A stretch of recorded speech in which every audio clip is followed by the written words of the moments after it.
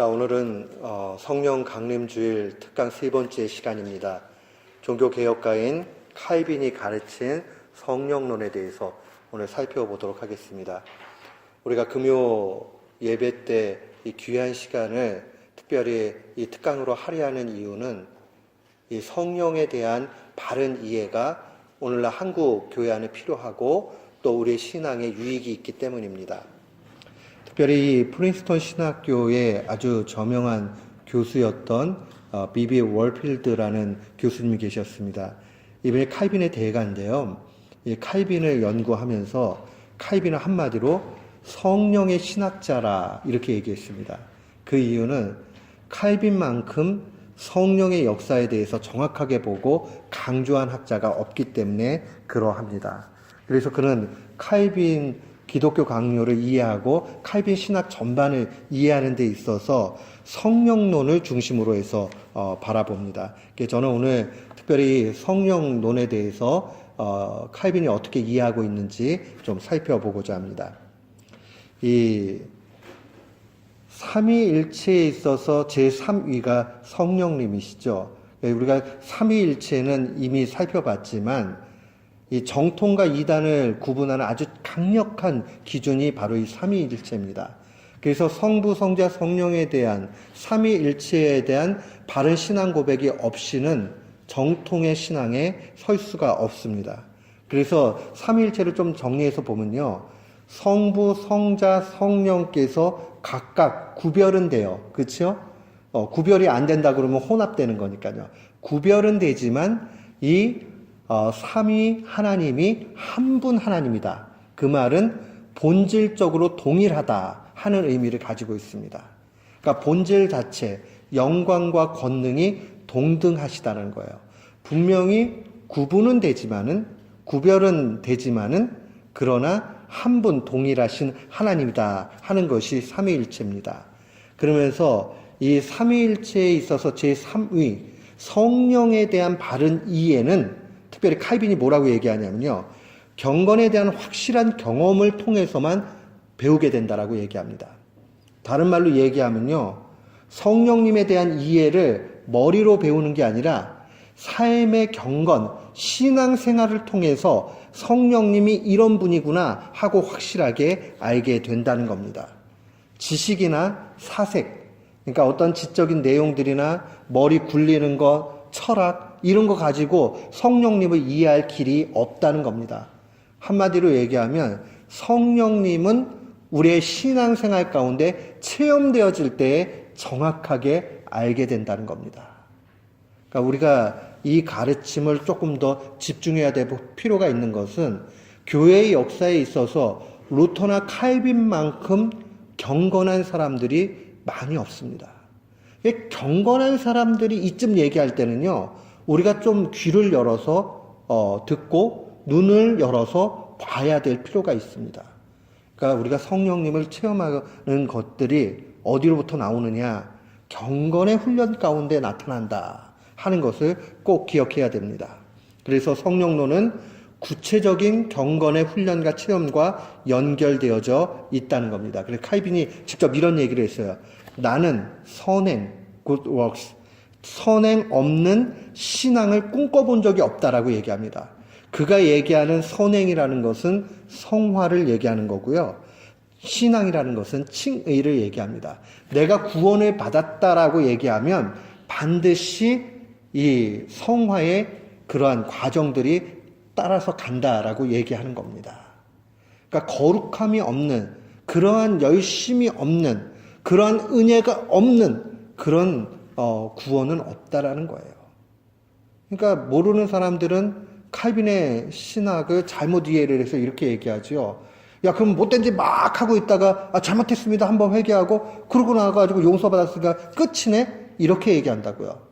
그것은 신앙생활이 무엇인지를 모를 때 그래요. 그리고 그냥 과학적으로 놓고 볼 때는, 수학적으로 해석할 때는 그렇게 표현이 될 수 있게 보여요. 그러나 칼빈이 얘기하는 것은 하나님의 전적인 은혜를 통해서 구원이 왔지 우리의 노력의 여지는 조금도 없다 하는 데 있어요. 그러면 노력의 여지가 구원과 상관이 없으니까 막 살아도 되느냐? 아니죠. 구원받은 사람이라면, 그런 사람이라면 당연히 선행, 착한 모습이 나타나야 된다는 겁니다. 우리가 열매를 분명히 가볍게 여겨서는 안 되는 것을 얘기하는 거죠. 근데 이 모든 일들에 있어서 우리의 노력으로 그 일들이 이루어지는 것이 아니라 성령님이 기입하심으로 되었다라고 칼빈은 그마저도 보는 겁니다. 그래서 제게 신학 가르쳐 주셨던 한철화 박사님 늘 이렇게 표현했어요. 하나님이 우리에게, 그분이 얘기하는 하나님이라는 표현은 특별히 칼빈에게 있어서는 성령님입니다. 성령님이 신자에게 선행까지도 주시고 그 선행을 네 거다라고 여겨주신다는 거예요.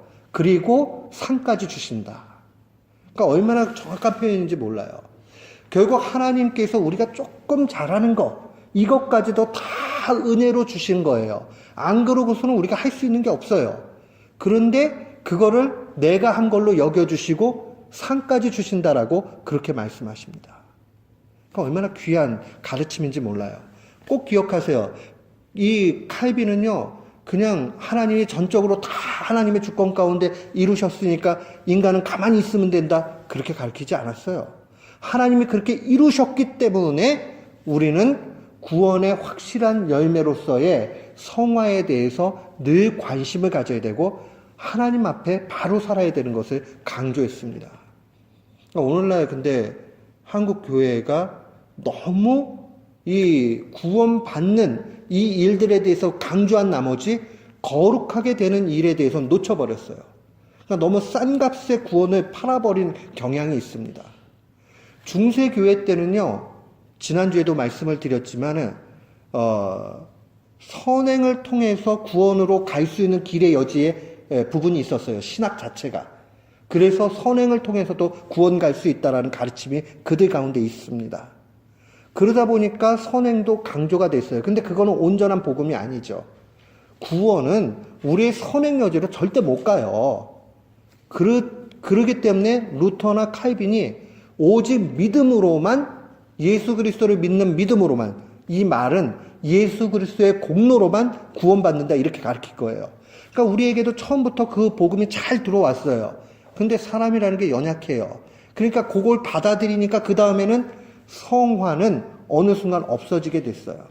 근데 한국에 처음에 복음이 전해졌을 때, 지금부터 100년, 150년 정도 전에 그 상황에서는요, 굉장히 복음을 받았던 사람들이 삶의 변화가 나타나고 열매가 있었습니다. 그러니까 그 당시에는요, 예수 믿는 사람이다 그러면 손가락질 받았지만 속으로는 많은 사람들에게 신용과 존경을 받았어요. 저 예수 믿는 사람이네, 이렇게 얘기했지만 속으로는 그래도 믿을만 한 사람이구나, 이런 게 있었단 말이에요. 오늘날에는 뭐 이제 뜯어볼래야 뜯어볼 수가 없는 시절까지 너무 문제가 생겨났어요. 저는 우리 교회가요, 이미 복음의 정확한 진리 위에는 우리가 다 그렇게 믿고 있으니까 잘 되었는데, 이제 거룩하게, 착하게, 그리스도인답게 하나님을 부단히 사랑하고 또 이웃을 사랑하는 일에 힘쓰는 모범적인 교인이 되기를 원합니다. 칼빈이 계속 그걸 강조해요. 근데 그 이루어가는 것도 내 힘으로 된 것이 아니라 하나님의 은혜로 됐다라고 그렇게 고백합니다. 이 칼빈의 가르침은 바울의 가르침과 맥을 그대로 합니다. 바울이 뭐라고 얘기해요? 내가 다른 사도들보다 갑절로 노력을 했지만은, 수고를 많이 했지만은, 그거 나의 나된 것은, 내가 그렇게 한 것은 내가 잘나서 그렇게 한 것 아니라 하나님의 은혜로 그렇게 됐다라고 하고 모든 영광을 하나님께 돌립니다. 그러니까 수고하고 죽을 고비를 넘기고 얼마나 힘들었어요. 그러면 조금 그래도 내가 열심히 살았다고 이렇게 할 수 있는데, 그의 고백은 무엇이냐 하면 그거 다 하나님이 했다라고 그렇게 고백하는 겁니다. 그게 바로 하나님을 진정으로 사랑하고 그냥 하나님 앞에 모든 것을 맡긴 인생의 모습입니다. 열심히 그렇게 하고도 나는 무익한 종이라, 주님이 그렇게 하셨다 하는 거 얼마나 멋있어요. 저랑 교단이 같지는 않지만 통합 측에 아주 어른 가운데 임택진 목사님이라는 분이 계셨어요. 청량리에서 목회를 하셨는데 제법 교회를 아주 성실하게 잘 목양했던 이미 돌아가신 분이에요. 근데 이분이 은퇴하실 때에 마지막 은퇴하면 마지막 이제 고별 설교 같이 이렇게 성도들하고 하잖아요. 제가 알기로 한 40년 가까이를 한 교회에서 목회를 하셨습니다. 근데 이분이 딱 올라가셔가지고 한 말씀이 마지막 성도들하고 그 성도들하고 오래 교제하셨던 분은 40년 가까이 다 하셨겠죠. 그리고 최소한 20년, 30년 하지 않았겠어요. 교인들 다 모여있는데 거기에 딱 올라가가지고 하신 말씀 한마디예요. 무익한 종은 물러갑니다. 그걸 그냥 내려오셨어요. 얼마나 하실 말씀이 많았겠어요. 그 막 지나가는 그 추억들이 얼마나 많았겠어요. 마지막에 무언가 하고 싶은 얘기가 얼마나 많았겠어요. 근데 이분이 그냥 나는 내 할 바를 했고 주님이 여기까지 달려오게 하셨고 나는 이제 떠나갑니다. 그러니까 무익한 종은 이제 물러납니다. 그게 끝이었어요. 제가 그 현장에 있지는 않았지만 이분이 은퇴 이후에 부흥회를 제가 사역했던 교회 부흥회 인도하셨을 때 와, 그때 참 제가 저분은 너무너무 다르구나 하는 걸 느낀 게 있어요.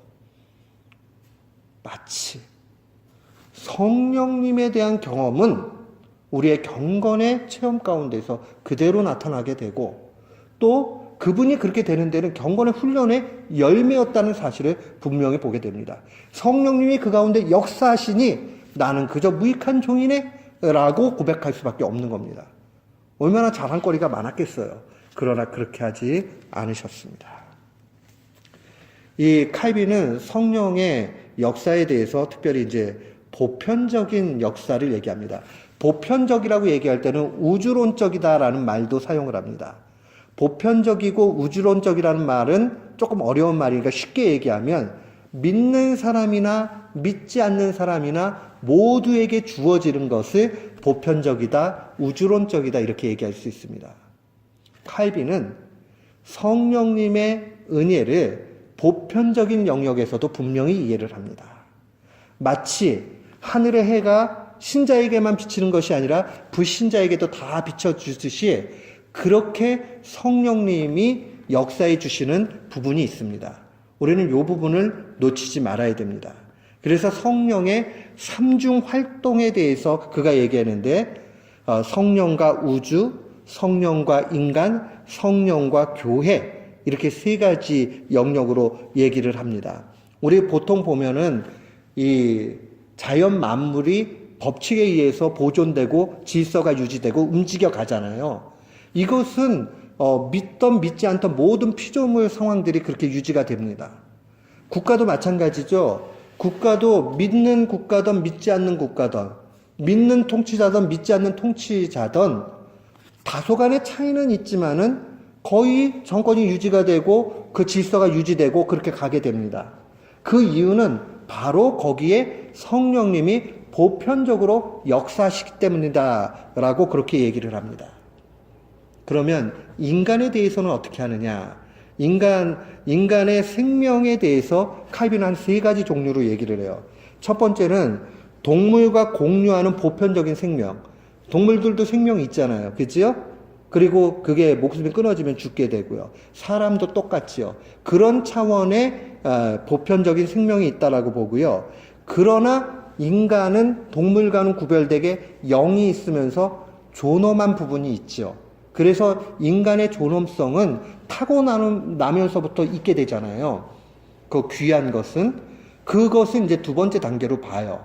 그러나 이제 더 중요하게 여기는 것은 초자연적인 생명이 있다라고 보죠. 그래서 여기서 생명에 대해서 동물과 똑같은 의미의 생명이나 인간의 존엄성으로서의 모든 인간에게 주어진 생명은 이 우주론적인 보편적인 성령의 역사의 차원이고요. 초자연적인 생명을 얻게 하시는, 한마디로 얘기하면 구원을 통해서 영생을 얻게 하시는 것은 이제 특수한 성령의 사역으로 그렇게 구분해서 볼 수 있습니다. 그래서 칼빈은요, 타락 이후에도 하나님의 형상이 부분적으로 남아있다라고 얘기를 해요. 인간이 전적으로 타락을 했기 때문에, 그러기 때문에 죄밖에는 나오지 않는 건 맞아요. 그게 완전히 다 타락한 건 분명히 맞아요. 그러나 하나님의 형상의 흔적이 조금 남아있죠. 예를 들면은 우리가 어떤 것을 이해할 수 있는 것 있잖아요. 그거를 갖다가 철학에서는 오성이라고 얘기하고 영어로는 understanding이라고 얘기해요. 그러니까 어떤 걸 이해할 수 있는 것은 하나님이 지혜를 주지 않으면 그 조금 더 이해 못 하거든요. 그러니까 그 영역은 믿는 사람이나 믿지 않는 사람이나 같이 받게 되잖아요. 그 부분도 성령님께서 주셨다. 그렇게 얘기를 합니다. 또 이성의 작용도 마찬가지죠. 흔적이 조금은 남아있다라고 봐요. 우리의 이성을 통해서 어느 정도는 파악을 하죠. 그런데 문제는 구원에 이르는 지혜까지는 가지 못하는 거예요. 로마서 1장 18절로 20절에 보면 자연 만물에 하나님의 신성이 다 깃들어져 있다라고 보고 그걸 볼 때 하나님을 몰랐다라고 핑계치 못한다라는 말씀이 나오잖아요. 그게 바로 그거죠. 구원에 이르기까지의 참다운 하나님에 대한 지식은 초자연적인 역사를 통해서만 얻어지지만은 기본적인 그 전제로서 우리가 지식을 가질 수 있는 것은 하나님이 일반적인 사람에게 주셨다는 거예요. 그런 면에서 핑계하지 못한다라고 그렇게 이야기하는 겁니다. 그래서 자연적 은사와 초자연적인 은사를 그런 구분을 합니다. 그래서 자연적 은사는 신자나 불신자나 누구에게나 보편적으로 주어지는 거고요. 초자연적인 은사는 택함을 받은 구원받은 사람에게만 주어지는 것이다 라고 얘기하죠. 그래서 우리 보통 이럴 수 있죠. 불신자도 약간의 선은 행할 수 있어요. 그러나 그것이 우리의 본성, 악한 본성을 정화시킬 수 있는 것은 아닙니다. 그리고 성령께서 오히려 악한 속성을 이렇게 억제하고 계시는 거죠. 그래서 보면은 우리 구약 성경에요. 바로를 강팍하게 하셨다. 하나님이 그런 표현이 나오잖아요. 그게 하나님이 막 악하게 강팍하게 만드셨다 그 뜻이 아니에요. 이 성령이 그래도 부분적으로 역사를 해서 이 악한 습성을 억제하게 될 때에 그나마 인간 같은 행동을 그냥 하는 거예요. 그런데 그마저도 없게 되면 진짜 인면수심의 짐승같이 되는 거죠. 그러니까 웨슬리가요 정확하게 얘기한 거예요. 인간의 본질은 이 마귀와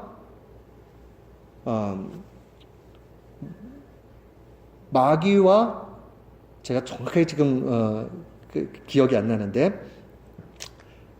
혼합물이라고 얘기를 하면서 그 죄악의 그 자체가 우리의 본질임을 그대로 얘기합니다.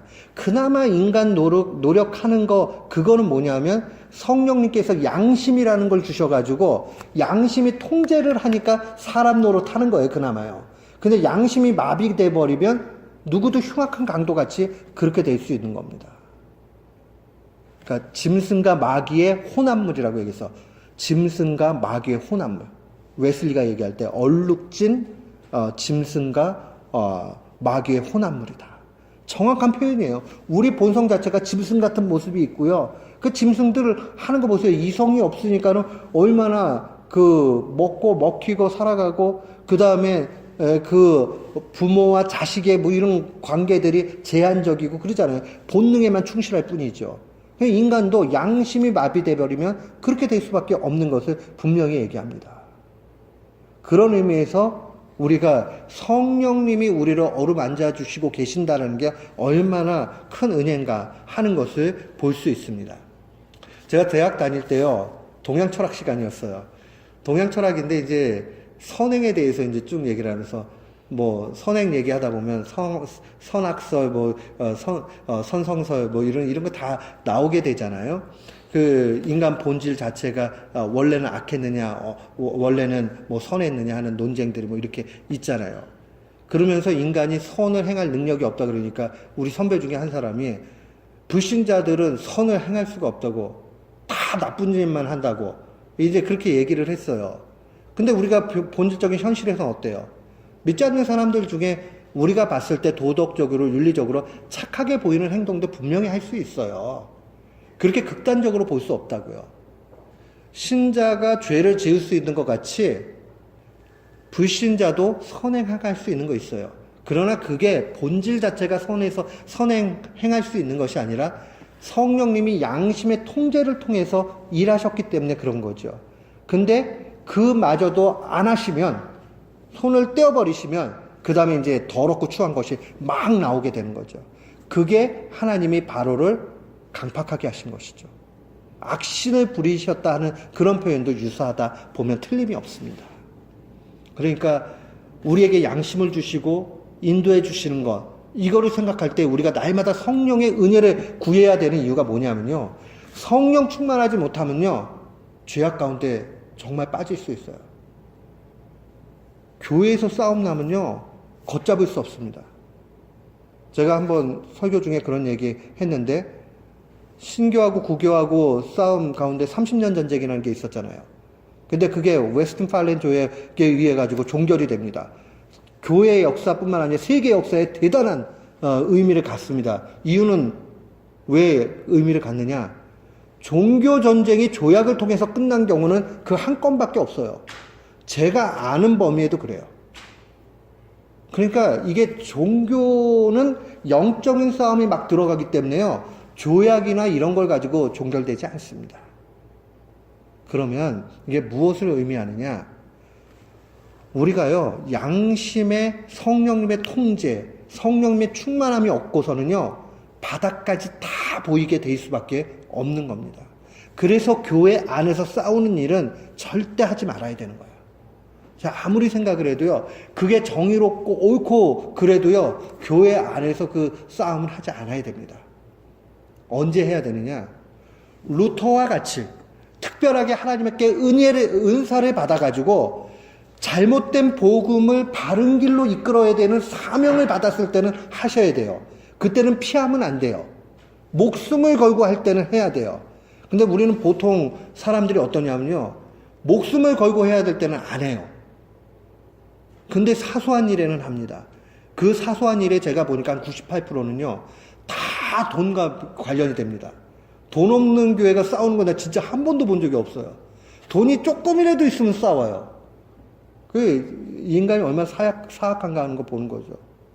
다시 와서 이야기를 하면, 우리는요 성령님이 우리의 양심을 움직여 주시고 통제해 주시고 우리가 성령 충만한 가운데 가야지 싸움과 분쟁이 없어진다. 여기에 평화가 있다. 여기에 은혜가 있다. 여기에 삶의 행복이 있다 하는 것을 분명히 아셔야 됩니다. 우리는 제일 먼저 이제 기도할 때요, 성령의 충만함을 받기 위해서 기도해야 됩니다. 우리 교회는 성령 충만하기 위해서 날마다 기도하는 교회 되기를 축원합니다. 아멘. 우리 좀 그렇게 가야 돼요. 성령의 특별한 사역은요, 특별히 택함을 받은 구원받은 성도에게만 주어지는 겁니다. 특별히 성령께서 교회를 통해서 역사하시죠. 이거 우리가 모여져 있는 교회라고 얘기할 때는 저는 1차적인 의미는 교회 공동체지만 또 한 분 한 분 개인을 일컫는 얘기입니다. 빌딩도 아니고 그냥 우리가 피스메이커 교회라는 단체, 단순히 그 의미가 아니에요. 먼저는 한 분 한 분 의미를 얘기하고, 또 하나는 우리 예배 공동체 가운데 이것을 얘기하는 겁니다. 그러면 이 교회에 대해서 어떻게 주님이 역사하시느냐? 제일 우리가 네 가지 좀 봐야 되는데, 중생과 칭의와 성화와 영화입니다. 제가 이게 다 신학적인 용어인데 이해를 하고 있으면 좋은 이유가 뭐냐면, 긴 내용을 한두 단어로 딱 이렇게 하면은 편하기 때문에 그래요. 중생이라는 말은 거듭났다 이런 얘기죠. 다시 중자에 날생자, 다시 났다라는 얘기예요. 우리가 첫 번째 나는 것은 엄마 배를 통해서 이 땅에 올 때 첫 번째 낳은 거예요. 그러나 이제 성령님을 통해서 새 사람이 되는 경험, 이것을 중생이라고 그럽니다. 근데 이 중생의 경험은요, 자연스럽게 오는 사람도 있고 아주 독특하게 오는 사람도 있어요. 예컨대 사도 바울 같은 사람은요, 다메섹에서 예수 믿는 사람 핍박하러 가다가 호련히 주님을 만나죠. 특별한 이벤트 가운데 만나기도 해요. 이런 경우도 있고요. 바울의 영적인 아들이었던 디모데는요, 어린 시절부터 할머니와 어머니의 신앙 가운데서 자연스럽게 가요. 그러니까 자기가 어느 시점에 중생이 되었는지 모를 수 있습니다.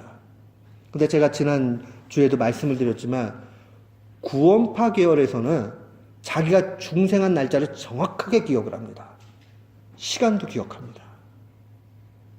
그러면서 공격을 하죠. 너 언제 중생했냐 물어봐요. 근데 디모데 같은 상황으로 간 사람들은 기억을 못한단 말이에요. 그러면 그거 가짜다 이렇게 하기 시작을 해요.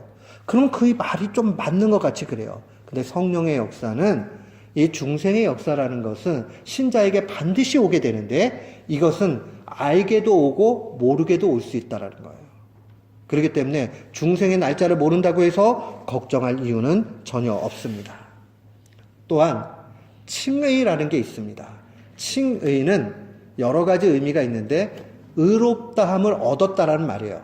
근데 여기서 이제 특별히 칭이라고 얘기할 때는 칭한다, 부른다 이런 뜻이죠.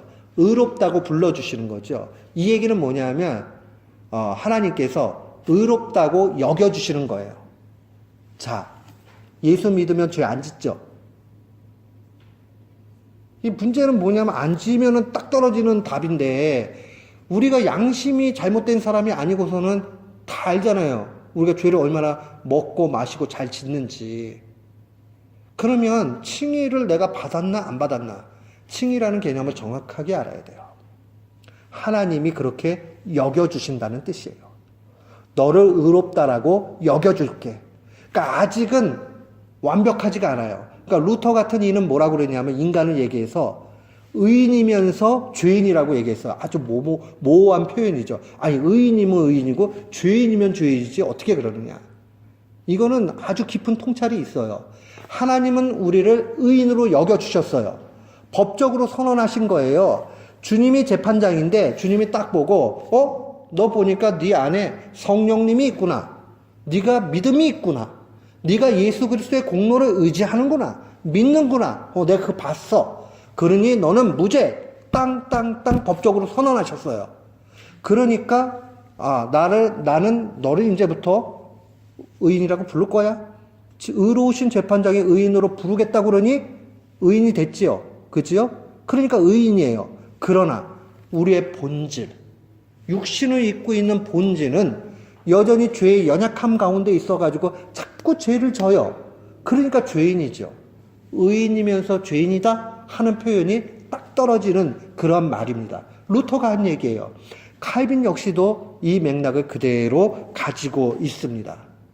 우리가 의롭다함을 여긴 것이 우리가 본질적으로 다 바뀐 것을 얘기하진 않습니다. 본질적으로 바뀌어가는 것은 점점 시간이 지나고 훈련이 필요합니다. 이 거룩하게 되는 과정, sanctified 되는, 거룩함을 잊게 되는 그 과정, sanctification이라고 얘기하죠. 성화라고 얘기를 해요. 거룩하게 된다 하는 게 성화예요. 그러니까 우리가 거룩하게 되는 과정들 속에서는요, 분명 신앙의 훈련이 필요하고요, 자기의 열심이 필요해요. 그런데 궁극적으로는 성령님께서 성화를 입혀주시는 겁니다. 그러니 내 속에서 좋은 게 나올 게 없어요. 근데 점점 변한다. 그것은 성령님이 역사해 주시기 때문에 변하는 거예요. 옛날에는 죄를 이만큼 졌는데 점점 적게 지게 된다. 내가 옛날에는 분을 이만큼 냈는데 점점 분이 적어진다. 이렇게 될 때, 변화가 나타날 때 성화의 그런 과정을 달려가고 있는 겁니다. 성화가 나타나기 시작을 하면 우리는 분명히 내가 예수 믿고 이렇게 변화가고 있구나 하면서 성령님이 계시다는 사실을 보게 됩니다. 이게 조금 교만해지면요, 자기가 노력해가지고 된 것 같이 보이는데 나중에 깊은 은혜 가운데 들어가게 되면 이것도 내 노력으로 되지 않았다는 사실을 알게 됩니다. 성화가 되고 나서 이제 진짜 육신의 장막, 우리 육체를 다 벗어나서 개인의 종말이 되고 천국에 들어가는 그 시점이 되면 영화의 상태가 되죠. 영화.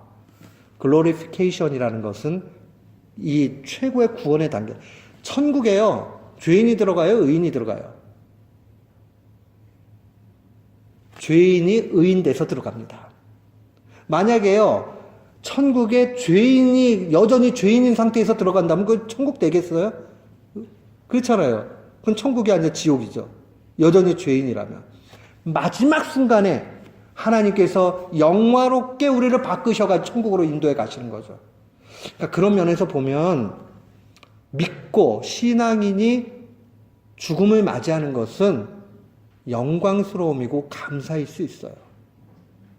그러니까 참 쉽지 않은 가르침이긴 하지만은 우리가 죽음에 대해서 그리스도인들이 영생의 소망이 있고 부활의 소망이 있고 영화의 소망이 있기 때문에 분명히 죽음이 나쁜 것은 아닙니다.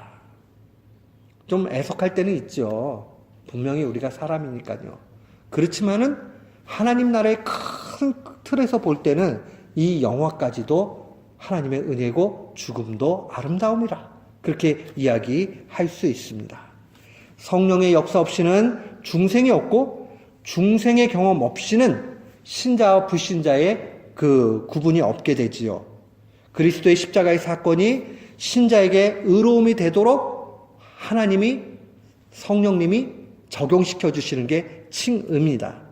또 구원받은 성도를 거룩함으로 인도해 주는 성화도 성령님이 해 주십니다. 천국에 들어가 영광의 상태가 되도록 그렇게 인도해 주시는 것도 성령의 역사입니다. 이건 누구에만 있냐? 특별한 택함을 받은 구원받은 성도들에게만 있는 일들입니다. 성경에 보면 로마서 8장에 분명히 이 부분이 다 나타나죠. 우리를 영화롭게 하시는 그 하나님에 대한 부분들이 분명히 나타납니다. 그래서 우리가 기억을 해야 되는 것은요, 믿지 않는 사람들을 바라보면서도 그들 안에 하나님의 흔적이 남아있다. 그들 안에 그래도 그 양심이라는 게 있다. 그렇게 바라보면서 어쩌면 하나님께서 택하셨을 수 있다. 모든 사람을 택했다라고 가정해야 됩니다. 택하신 일들은 우리가 알 길이 없잖아요. 누구를 택했고 누구를 안 택했는지를. 그러니까 하나님이 다 택했다라고 가정을 하고 그들의 영혼을 사랑하고 자꾸 복음을 전하려고 그렇게 해야 됩니다. 그게 정말 그 사람을 사랑하는 모습입니다. 또한 성령의 내적인 증거는 세 가지로 나타나는데 성령은 신자로 하여금 성경을 통해 하나님에 대한 바른 지식, 신지식을 갖게 만듭니다.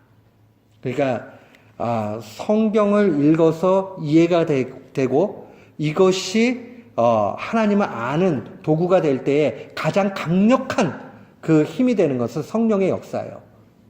우리 옛날에 학원이 굉장히 유행할 때 저자 직강 이런 말 들어보셨어요? 책을 쓴 사람이 저자잖아요. 그 사람이 직접 강의한다 그래서 저자 직강 하면은 학원 비용도 훨씬 비싸고 그랬는데요. 그러니까 그 사람이 교재를 쓴 사람이고 이 사람이 직접 강의를 하니까 훨씬 정확하게 강의한다 이런 뜻으로 하는 거죠. 어떻게 보면 성령님의 역사가 저자 직강입니다. 성경책을 기록한 성령님께서 우리의 마음을 감동시켜 주셔서 우리를 조명해 주셔서 그러니까 일루미네이션 밝혀 주셔서 어두운 부분을 환하게 보도록 하시는 거죠. 그러니까 우리가 성경을 읽을 때마다 꼭 놓치지 말아야 되는 게 기도하는 걸 놓치지 말아야 돼요. 성령의 도우심을 놓치지 말아야 돼요. 자칫 잘못하면 자기 방식대로 해석을 한다고요. 그래서 말씀 보면 성경을 사사로이 풀 것이 아니다. 그렇게 돼 있잖아요. 성령님은 겸손의 영이시고 진리의 영이시라서 내가 자의로 내 의지로 말하는 게 아니라 아버지의 뜻을 전한다라고 말씀하시잖아요. 그러니까 기록되어 있는 이 하나님의 말씀은 성경의 원저자이신 성령님의 도우심을 통해서 해석을 해야 됩니다. 그러니까 이 모든 일들이 일어나게 된다 하는 것을 봐야 돼요. 그런데 중세 로마 교회, 오늘날의 교회, 로마 교회도 이 부분들이 남아있는데 문제가 뭐냐면 교회의 권위가 너무 높아서 성경 위에 있습니다. 그래서 성경 내용, 교리에 대한 그러한 해석권을 교회가 갖고 있습니다. 여기서 얘기하는 교회라는 것은 모든 교회의 교회가 되는 교황청을 얘기하는 겁니다. 그러니까 교황청이 다 모든 것을 갖고 있는 거죠. 얼마 전 몇 해 됐죠. 교황이 선포했죠. 캐톨릭 안에 일시적으로 낙태하는 것들을 사죄하는 것을 선언한 적이 있어요. 이런 게 이제 오용이라는 거예요. 아니, 누구 마음대로 그렇게 할 수 있냐고요. 이거는 교황 마음대로 그렇게 할 수 있는 게 아니거든요. 근데 한시적으로 교회가 그렇게 선포하면 그 안에서 다 자유함을 얻게 되는 거죠. 굉장히 위험한 거예요. 오직 성경의 해석은 성령님께 있고 성령님께 의지하는 가운데서 우리가 해석해 갈 수 있는 겁니다. 그렇기 때문에 인간이 오류를 범할 수 있죠. 해석하는 데 있어서. 그래서 언제나 겸손하게 하나님 앞에 간구하면서 해석해 가야 됩니다. 말씀을 증거하면서도 실수하고 오류가 나타날 수 있습니다. 그래서 더욱 기도하고 해 가야 하는데 여기에 의미가 있는 거죠. 또 반면에 또 큰 은혜가 있습니다. 성령님을 통해서 얻을 수 있기 때문에요. 성령 충만한 사람은 세상적인 지식이 조금 부족해도, 배움이 조금 부족해도 성경을 온전히 이해할 수 있습니다. 그것을 성경의 명료성이라고 얘기합니다. 아주 클리어하게 이해할 수 있다는 거죠. 성령님이 만져주시면. 그런데요, 아무리 똑똑해도요, 성령님이 터치하시지 않으면 이 말씀을 이해할 길이 없어요. 그러니까 엉뚱한 얘기하게 된다고요. 그러니까 우리 교우들은요, 부단히 공부하면서 부단히 말씀을 읽으면서 성령의 역사가 크게 나타나기를 하셔야 됩니다. 저는요, 우리 일반적인 성도들 가운데서 성경의 깊이를 알고 정말 성경을 뚫어지게 그렇게 보는 분들을 보고 깜짝깜짝 놀랍니다. 그분들이 신학 공부를 따로 한 것이 아님에도 불구하고 정확하게 간파합니다. 어떻게 그게 가능할까요? 성령님이 하시니까 가능해요. 그러니까 우리 교우들이 꼭 그 부분을 기억을 해야 됩니다. 또한 두 번째로 성령은 그리스도께서 주신 모든 구원의 유익을 신자에게 주십니다. 그러니까 그리스도께서 십자가에 죽으신 그 사건의 유익이 내게 오게 하는 데 있어서 그 매개는 누구냐? 바로 성령님이라는 거예요. 그 위쪽에 제가 적었는데 읽지는 않았는데 거기 보면 성령은 그리스도와 신자를 연결하는 밴드, 끈이라고 얘기를 합니다. 밴드는 꽝꽝 이렇게 묶는 거죠. 그 다음에 칼빈이 즐겨 사용하는 말 중에 하나가 접붙임이 되었다라는 말을 사용을 합니다. 저도 옛날에 실과 시간에 배웠던 기억이 나는데 나무에다가 접붙임을 해가지고 분재도 만들기도 하고 또 접붙임을 해가지고 다른 나무를 또 이렇게 만들기도 하고 하잖아요. 그 접붙임이라는 게 원 나무 가지에다가 붙여가지고 그 다음에 생명력이 또 생겨날 수 있도록 하는 게 접붙임이잖아요. 그런 것처럼 이 접붙임이 되게끔 하는 그 밴드가 무엇이냐? 바로 성령님이라고 얘기를 합니다. 그러니까 성령님이 그리스도와 우리를 묶어주는 역할을 한다는 것을 분명히 기억해야 됩니다. 거기 2번 말씀에 보면요. 신자가 그리스도와의 연합을 가능케 하는 것은 오직 성령이시고 여기에서 참된 믿음도 나타난다라고 얘기합니다.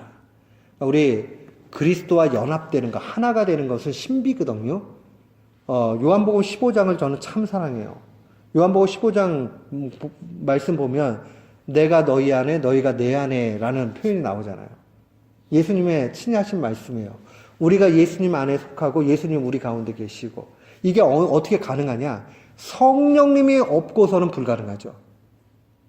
이게 너희가 내 안에 여기까지만 얘기하면 내가 예수님 안으로 쏙 들어가면 되겠구나 하는데 또 내가 너희 안에 이렇게 얘기할 때는 헷갈린단 말이에요. 그럼 이게 어떻게 되는 거지? 우리 옛날 수학 시간에 메비우스의 띠도 아니고 거친지 아닌지 구분이 안 가는 게 메비우스의 띠라는 거잖아요. 그것도 아니고 이게 도대체 뭐지? 라는 생각을 할 수 있어요. 성령님께서 신비를 통해서 우리가 그리스도 안에 있을 수 있게 하시고 또한 그리스도께서 우리 안에 있을 수 있도록 인도해 주시는 거죠. 그래서 우리가 성찬식 할 때 성찬은 그리스도와 우리가 하나가 되는 건데, 그때 칼빈은 뭐라고 얘기하냐면 영적 임재를 얘기하죠. 성령님을 통해서 우리가 그리스도를 받아들이게 된다. 그리스도와 하나가 된다라고 그렇게 이야기를 합니다. 아주 중요한 가르침입니다. 또한 성령은 내적인 교사로 그리스도의 구원의 약속을 우리의 마음에 심는 양자의 영이다. 그러니까 우리를 양자 삼으시죠. 친자가 아닌데 우리를 양자 삼는다라는 거죠. 그리고 구원의 확신을 갖도록 만들어준다는 거죠. 우리가 처음에는 내가 구원 받았는지 안 받았는지 잘 모를 수 있어요. 그런데 시간이 지나면서 마음속에 의심할 수 없는 확신이 생겨진다. 성령님의 역사를 통해서 가능합니다. 그러니까는 어떤 증거를 들이대면서 할 수 있는 부분이 아니에요. 의심할 수 없도록 성령님이 그 안에서 역사하시는 거죠. 의심이 많은 사람도요, 어떤 부분에 대해서는 도저히 의심할 수 없는 부분들이 있습니다. 특별히 구원에 관해서 구원의 확신은 내 주관적인 결단으로 만들어지는 게 아니에요. 성령의 역사를 통해서 가능합니다. 근데 하나님 말씀 우리에게 정확하게 알려주셨죠. 성령의 역사가 없이는 그리스도의 은혜가 있지 않고는 누구도 하나님을 주라고 또 예수님을 그리스도라고 고백할 수 없죠. 그러니까 예수님 나의 주님이세요. 그리스도이십니다라고 고백하는 사람에게는 구원이 주어진 것이고, 근데 그게 말로만은 얘기하는 거 아닙니다. 진심으로 온 정성을 다해서 하나님을 사랑하고 이웃을 사랑하는 그 열매 가운데 그게 받아들여지게 될 때에 그때 그것은 바로 구원의 확신으로 연결이 됩니다. 꼭 기억을 하셔야 돼요. 그 다음에 이제 성령님은 교회를 통해서 역사하시는 이 부분을 우리가 좀 봐야 됩니다. 칼빈은 굉장히 목회적이었어요. 칼빈은 직접 제네바시를 성심, 홀리 시티로 만들었고요. 그곳에서 실제로 목회를 했습니다.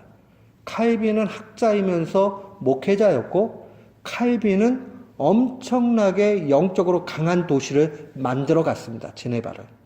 그래서 제네바가 하나님의 도시가 될 수 있도록 그렇게 이끌어 갔어요. 그런데 그 교회의 역할에 대해서 강조를 합니다.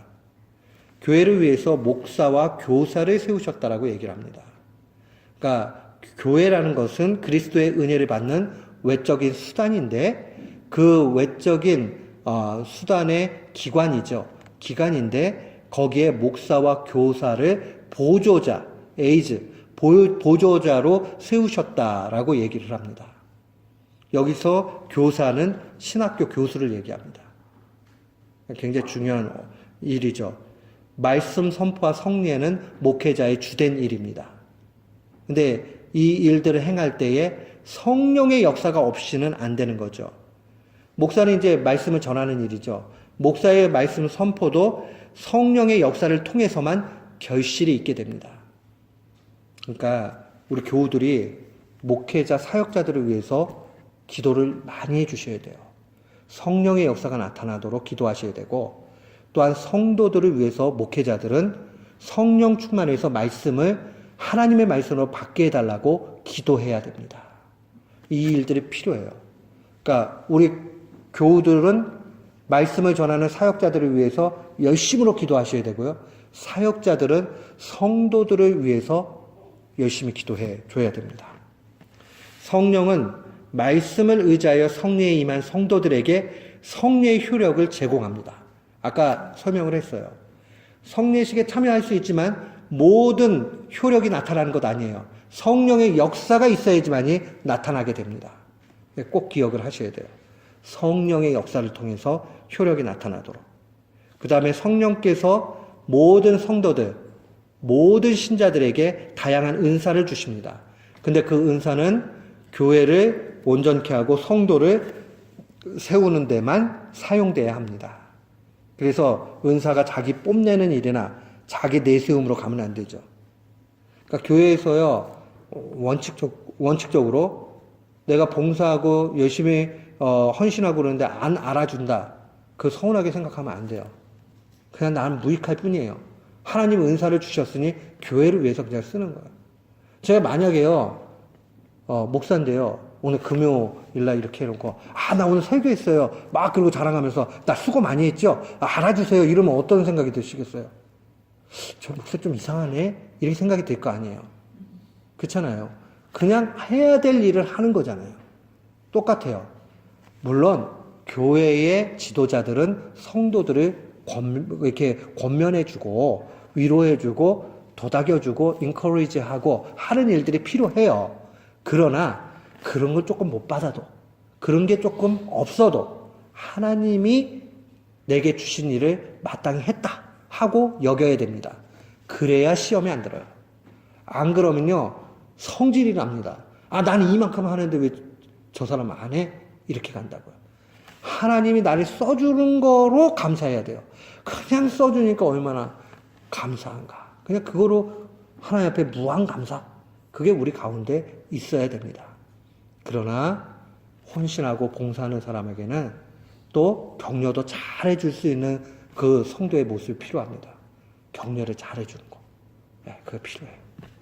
격려하지 않으면 낙심하는 성도들이 있다는 사실도 분명히 명심을 하고, 김태준 선생님이 고개를 아멘으로 막 끄덕이면서 열심히 격려가 필요하다 그러니까 우리 안에 서로 격려도 하고 위로도 하고, 근데 조금 내가 기대한 것만큼 위로를 못 받아도 감사할 수 있고 하는 일들이 있기를 원합니다. 그래서 하나님이 교회를 얼마나 사랑하는지, 성령이 교회를 통해서 어떻게 역사하는지 칼빈이 그 내용들을 잘 정리해 줬습니다. 그래서 제가 정리한 건 요 한 장이지만은, 그러나 우리 교우들이 이것을 깊이 마음에 새기고 삶의 열매로 맺어가면서 그렇게 신앙생활의 풍성함이 드러나기를 원합니다. 이 칼빈이 가르친 성령론 요 부분들 좀 잘 살펴보시고요. 제가 이제 앞으로 성령론 특강은 2번 더 할 겁니다. 다음 주에는 존 웨슬리, 감리교를 시작했던 존 웨슬리의 성령론에 대해서 할 것이고요. 마지막 시간에는 조나단 에드워즈, 미국이 나온 최고의 신학자라고 얘기하는 조나단 에드워즈의 성령론까지 하면 성령론 특강 마치도록 그렇게 하겠습니다. 여러분들 기억을 하시고요.